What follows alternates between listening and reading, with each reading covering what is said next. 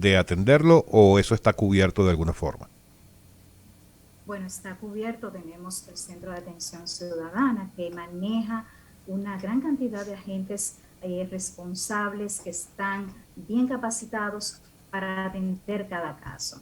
Es el call center y por ahí se registran todos los casos. Como les decía, el Ministerio de la Presidencia da seguimiento puntual a cada caso, día por día.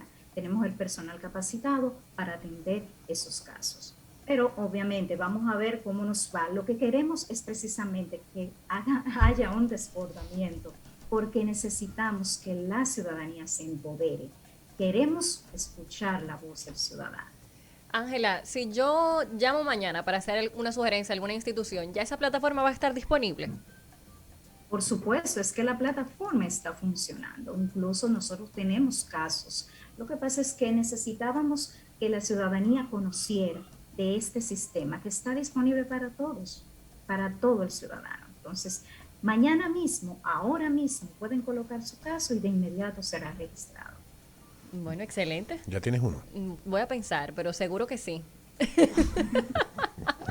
Ángela, muchas gracias por atender a nuestra llamada, a nuestra invitación y bueno, éxito con esto del 311. Yo estoy seguro que habrá muchas llamadas. Si no, le agradecemos enormemente la oportunidad que nos brindan de llegar a todos los radioescuchas y reiterarles que llamen al 311, que participen, que tengan participación ciudadana de la gestión de gobierno. Una última pregunta que se me acaba de ocurrir. ¿Hay posibilidad de que no sea solamente teléfono, sino que también haya, por ejemplo, una app para sí, lo mismo? estamos trabajando ya para poder implementarlo prontamente. Sí, pues nosotros los jóvenes estamos en eso, Sí. en app Claro, y esas Los cosas. jóvenes sobre todo. No, por supuesto, sí, queremos utilizar todas las vías disponibles con las que cuenta la ciudadanía, porque queremos llegar a cada ciudadano. Y eso va en cualquier rango de edad, así que sí, así es. Muy bien, muchísimas gracias, Gracias, Ángela. doña Ángela. Gracias a ustedes, espero poder participar nuevamente en algún momento que tengamos alguna novedad para darle a conocer a la ciudadanía. De verdad, muchas gracias. Claro que sí, por aquí a la orden. Ha sido, amigos, Ángela Beltré, directora ejecutiva del Servicio Nacional de Atención Ciudadana 311 en No Se Diga Más. Pa' que no se diga más. Bueno, Alex, y seguimos con más información aquí en No Se Diga Más. Recordarles antes de pasar con nuestro próximo invitado que pueden acompañarnos a través de las redes sociales, en Instagram No Se Diga Más Radio y en Twitter No Se Diga Más RD. También tenemos disponible nuestra línea telefónica el 809-682-9850 y nuestra línea internacional el 1833-380-0062. Ya está con nosotros en cabina, de hecho, nuestro próximo invitado. Sí, vamos a darle la bienvenida al señor Inocencio García. Él es experto en asuntos haitianos. De hecho, cumplió u ocupó, mejor dicho, la posición de jefe de asuntos haitianos en la Cancillería, aparte de viceministro de Cooperación Internacional en el Ministerio de Economía y, por supuesto, es diplomático de profesión. ¿En qué época estuvo usted en estas funciones, Inocencio? Bueno, buenas noches. Solo para Buenas contextualizar la conversación, ¿verdad? Sí, buenas noches y decir primero que escucho este programa y realmente Muchas un gracias. programa Un placer. que uno se satisface con escucharlo, ¿no? Muchas gracias. Por el nivel Sobre en que todo a ustedes Karina. tratan los problemas, ¿no? Ambos, ¿no? Yo sé que, bueno, lo que me gusta Estrella, precisamente el es chamo. que hay un alto contenido, muy profesional, inclusive con mucho sentido del humor, ¿no? Entonces eso hace mucho más agradable. Bueno, miren, gracias por la invitación. Yo estuve en la Cancillería como embajador encargado de la División de Relaciones con Haití 2004-2007. 2004-2007. De ahí pasé al Ministerio de Economía, Planificación y Desarrollo, pero en el 98-2000 estuve en la Embajada Dominicana en Haití como secretario de primera clase. Ya cuando uno va a hablar de Haití en un programa como este, todos los días hay algo nuevo y siempre es Y no es negativo. bueno. Sí, siempre es negativo. Lamentablemente. De hecho, ayer podíamos haber decidido invitarlo a usted hoy para hablar, por ejemplo, de cómo continuaba el tema de la seguridad ciudadana, de la inseguridad ciudadana y el aspecto político de Haití. Y resulta que de ayer para hoy hay dos noticias nuevas. Una, que ya salen unas primeras informaciones que hablan de las posibles motivaciones que hubo para el asesinato del expresidente Jovenel Moïse. Lo ligan ahora con tema de narcotráfico. Pero por otro lado también un terrible accidente que hubo en la madrugada de hoy. Un tanquero de combustible que estaba a punto de ser saqueado y dejó como consecuencia alrededor de 50 personas muertas en Haití. Entonces, ya yo no sé por dónde comenzar para hablar de Haití.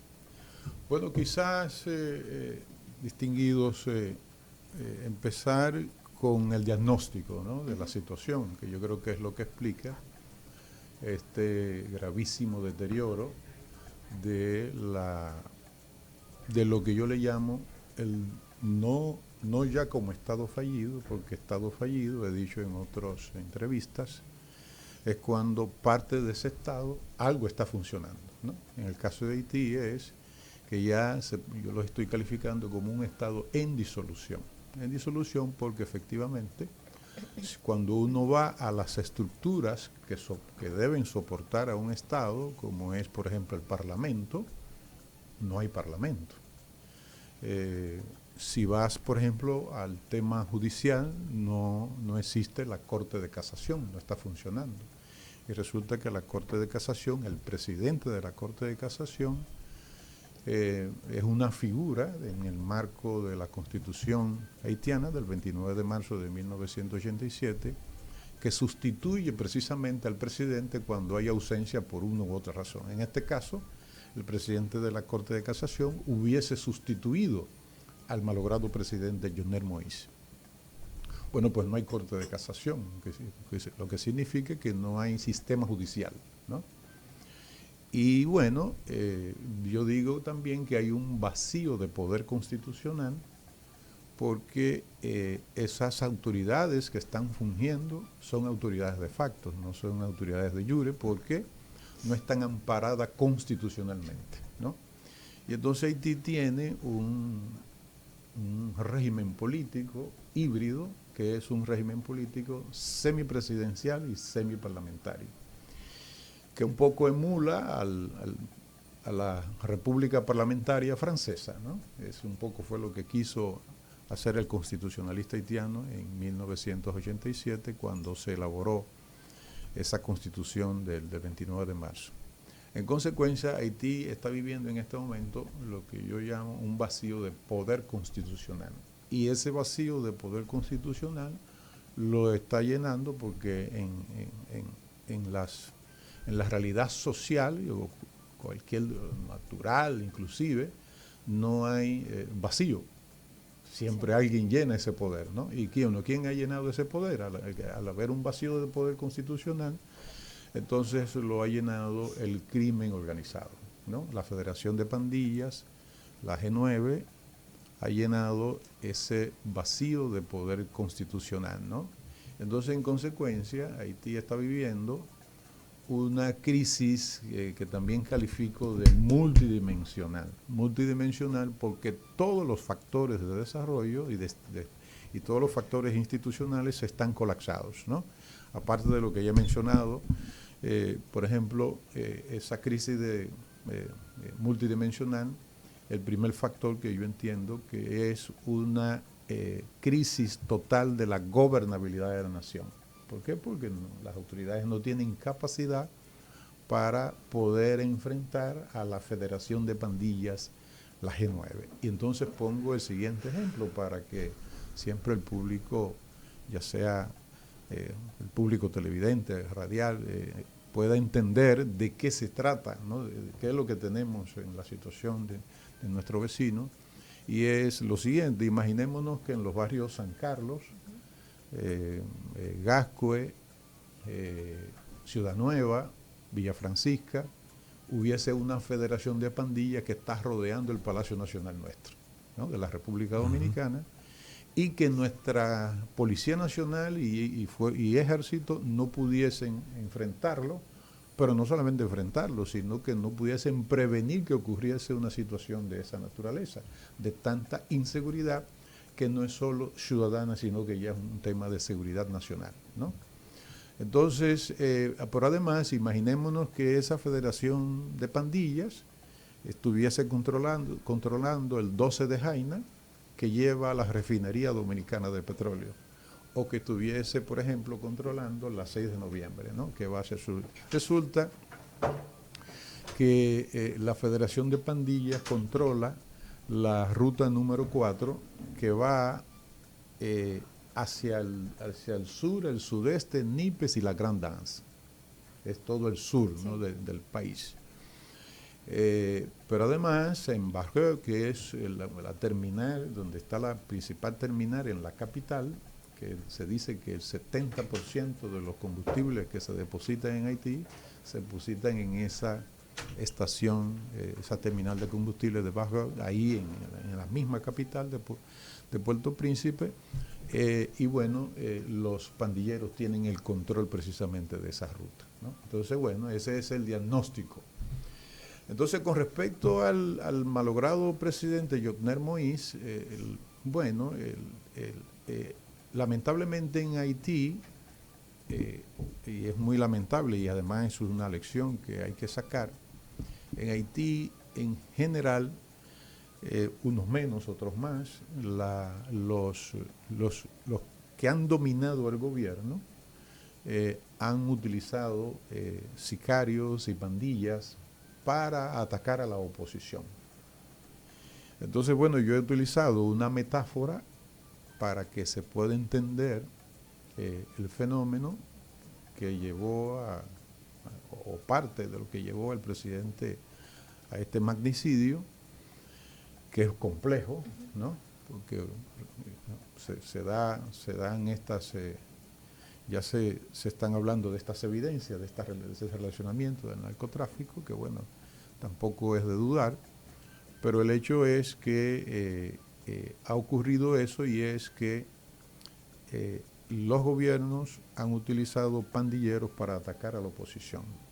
En los gobiernos 2011-2016, que fue el periodo del presidente Michel Martelly, y en este último gobierno del malogrado presidente Jovenel Moïse, ese fenómeno de utilización de pandillas se elevó, ¿no? Bueno, al grado de que entonces en esos dos gobiernos, lamentablemente, se le dio mucho poder a esas pandillas, ¿no? Incluido el presidente Moïse. Incluido el presidente Moïse, ¿no? Incluido el presidente Moïse, porque el presidente Moïse, al no haber capacidad de coacción, ¿no? Pero además para atacar las manifestaciones que se están produciendo por el tema de la protesta con respecto a lo de Petrocaribe, sí, ¿no? A la corrupción de Petrocaribe. Permítame que le vayamos interrumpiendo para hacer más fluida la conversación. Ante ese señalamiento que usted hace de ese uso que habría dado el presidente Moïse a estas bandas delincuenciales, con este informe que sale en las últimas horas, en las que se habla de que posiblemente la motivación para asesinarlo vino del narcotráfico, de personas señaladas en un informe con el que él contaba y que él pensaba enviar a las autoridades americanas, es lo que dice el informe, y que el motivo de todo esto, o el objetivo de esta incursión en la que terminan asesinándolo, era precisamente apoderarse de esa lista de personas para evitar que fueran contra ellos. ¿Quedaría entonces descartado que estas bandas delincuenciales son parte de estos clanes de narcotráficos, o son lo mismo, o qué? Bueno, es todo muy enredado. Bueno, es que nada, mire, nada en Haití se descarta, ¿no? Porque lamentablemente el tema institucional en Haití vino degradándose no desde ahora. Este es un resultado nefasto, ¿no? Bueno, hay muchísimas intersecciones en el crimen organizado, ¿no? Es decir, no se puede descartar que estas pandillas estén relacionadas con el crimen organizado relacionado con el narcotráfico, ¿no? Es decir, eso no se descarta. Pero el hecho es que el presidente Jovenel Moïse, al no ser político, ¿no? Algo que yo he insistido mucho, yo digo que el político debe ir al Estado, el empresario a sus empresas y el artista a hacer fiestas, ¿no? Me refiero al caso del presidente Martelly. Esto es una corriente de años atrás que ha favorecido el desplazamiento de los partidos políticos, ¿no? O de partidos políticos profesionales, tradicionales. Y entonces, bueno, lo que ha ocurrido es que han accedido al poder actores que no conocen es decir, todo el tejido y las leyes de cómo funciona la política. Y quizás si se analiza en los mismos medios haitianos que él se abrió muchos frentes. O sea, tú no puedes abrirte frentes contra el crimen organizado, frente contra los poderes fácticos, ¿no? El empresariado, claro. Otro frente contra la oposición, ¿no? Y además un poco teniendo acuerdos con pandilleros, ¿no? Entonces, bueno, llegó un momento... Y menos aún con una legitimidad tan cuestionada al haber llegado al poder con un porcentaje tan mínimo de votos. No, con un 9%. Sí. Solamente votó un 18%. Y de ese 18% él sacó la mitad. O sea, que fue con un 9%. Es decir, que no es tampoco el caso solo del expresidente malogrado, Jovenel Moïse, sino que en Haití hay muy baja participación electoral, ¿no?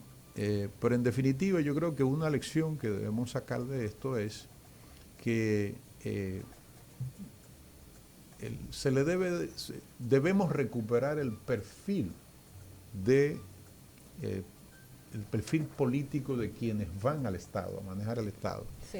Porque quizás si él hubiese tenido entrenamiento político, él era un exportador de bananos, ¿no? De guineos, exitoso, quizás entonces él hubiese podido manejar las complejas relaciones de poder que se manifiestan en Haití, que actúan en Haití, incluyendo no solamente a poderes fácticos formales, sino a esto que hemos señalado, que son precisamente el crimen organizado internacional que está presente en Haití y también ya, lógicamente, las pandillas, como es la Federación, la G9. Claro, todos estos elementos que usted menciona en su diagnóstico hacen que la situación de Haití en el día de hoy sea crítica.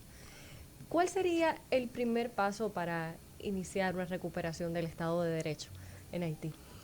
Bueno, que un Estado sin seguridad nacional y sin seguridad ciudadana no se puede plantear ninguna otra meta, ¿no? De recuperación institucional, ¿no? La recuperación en Haití es realmente, primero no es de corto plazo, es una recuperación de largo plazo. Hay muchos factores que actúan en contra y es la división de los partidos políticos en Haití. O sea, los haitianos lamentablemente no se ponen de acuerdo entre ellos y eso lógicamente afecta la posibilidad de una salida que ellos están reclamando de que no aceptan que la comunidad internacional participe en cualquier tipo de intervención desde Naciones Unidas, precisamente porque hay un orgullo nacional que es lógico y es respetable, pero el hecho es que Haití no está teniendo, desde hace muchos años, esa es mi percepción, esa es mi opinión, no está teniendo fuerzas propias para salir de su situación.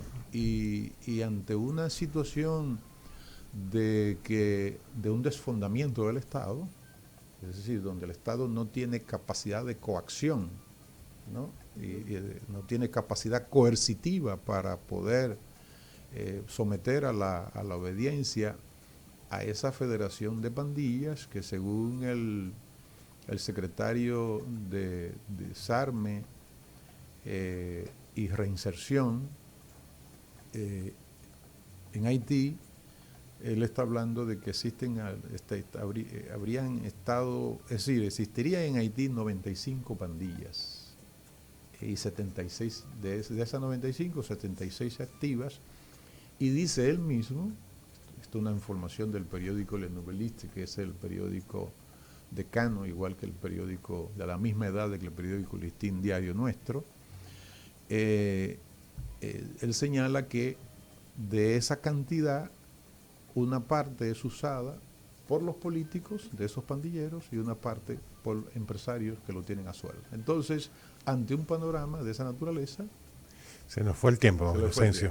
Pero dígame solamente una última cosa. Dígame sí o no. Estas bandas delincuenciales de Haití están teniendo apoyo. Cuando digo apoyo es, por ejemplo, envío de armas, porque están muy bien armadas, por países de la región, un Venezuela, por ejemplo. No, rápidamente. No de Estados Unidos, de Miami.